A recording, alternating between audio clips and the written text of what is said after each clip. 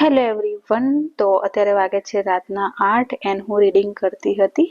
But કહેવાય છે કે લાઈફ ટોટલી અનપ્રિડિક્ટેબલ હોય છે. શું આગળ થવાનું હોય છે આપને ખુદને પણ ખબર હોતી નથી. આપણે જે વિચાર્યું હોય છે જે એવું થાય તો શું જોઈએ, પણ એવું થતું હોતું નથી. તો બસ અત્યારે હું રીડિંગ કરવા બેઠી હતી એન્ડ ઘરેથી ફોન આવ્યો કે મારા સાસુને થોડું હાર્ટમાં પ્રોબ્લેમ થતો હતો. તો વાંચતા વાંચતા જ પછી રાત્રે અમે નીકળી ગયા હતા ઘરે જવા માટે. એન્ડ એટલો ટાઈમ હતો નહીં કે હું પ્રોપર શૂટ કરી શકું, કારણ કે યાર મોબાઈલ એ ટાઈમે ચાલુ કરવાની કે રેકોર્ડ કરવાની ઈચ્છા થાય જ નહીં. બટ આફ્ટર 2 days એમને અત્યારે થોડું સારું થઈ ગયું છે. તો હવે થયું કે ચલો થોડું તમારી સાથે વાત શેર કરી લઈએ. તો બસ અત્યારે મમ્મી એમના ઘરે હતા મારા સાસુમાના ત્યાં. તો એમને દુઃખે 2 દિવસ થઈ ગયા છે. અત્યારે હજુ હોસ્પિટલમાં છે, બટ અત્યારે એમની કન્ડિશન થોડી સારી છે. તો મોર્નિંગમાં થયું કે ચલો આજે મંદિર જઈ આવીએ. એટલે હું એન્ડ મારો સિસ્ટર ઇન લો નો ટેણીયો બંને જણા મંદિર જવા નીકળ્યા હતા એન્ડ શંકર ભગવાનને દૂધ ચઢાવવા માટે. કારણ કે યાર લાઈફમાં જ્યારે અચાનક કઈ વસ્તુ આવી જાય છે ને, તો સૌથી પહેલા તમને ભગવાન યાદ આવે છે. એમ થાય છે કે એમની જોડેથી તમને પોઝિટિવિટી મળે. તો એટલા માટે જ અમે નીકળી ગયા હતા ત્યાં દર્શને મંદિરે. એન્ડ મારે ઉપવાસ શ્રાવણ પણ ચાલે છે એટલા માટે થોડું નાસ્તો પણ લઈ લીધો હતો. તો 2 દિવસ થોડું દોડધામ એટલી હતી કે હું પ્રોપર શૂટ પણ નહોતી કરી શકી. તો આજે મારા સિસ્ટર ઇન લો ના ટેણીયાને થોડું નાસ્તો ખાવાની ઈચ્છા હતી કે મામી બનાવો તમે.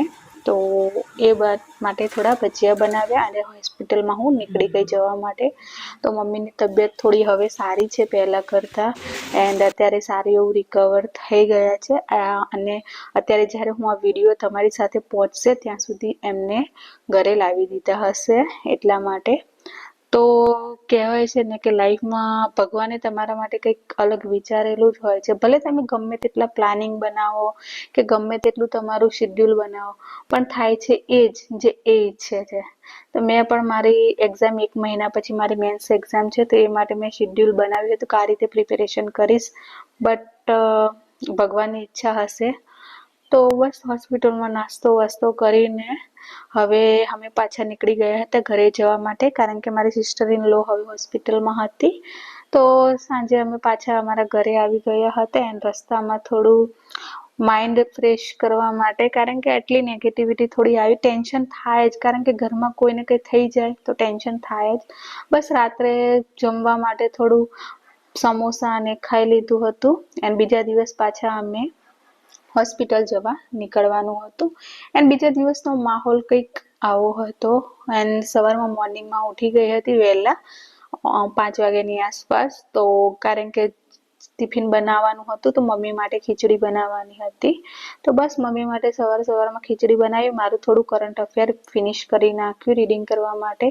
કારણ કે યાર તમારા ભણવા સાથે તમારી જવાબદારી પણ એટલી જ જરૂરી હોય છે. અને મારી એક્ઝામ નજીક થાય તો થોડું ટેન્શન પણ હોય છે કે શું થશે. એન્ડ જવાબદારી પણ જરૂરી છે, કારણ કે જ્યારે ફેમિલીમાં કોઈકને આવું થાય છે તો તમને ટેન્શન પણ આવી જતું હોય છે. એન્ડ એ વસ્તુમાંથી તમે જવાબદારીમાંથી છટકી શકતા નથી, તમારે એ પણ મેનેજ કરવું પડે છે. અને અત્યારે હાલ થોડું એવી જ હાલત છે, નાજુક હાલત છે ઘરમાં. તો આપણે એ વસ્તુ એઝ એ હાઉસવાઈફ આ ખૂબ જ જરૂરી છે કે ઘરને અને પોતાના સ્ટડીને મેનેજ કરવું.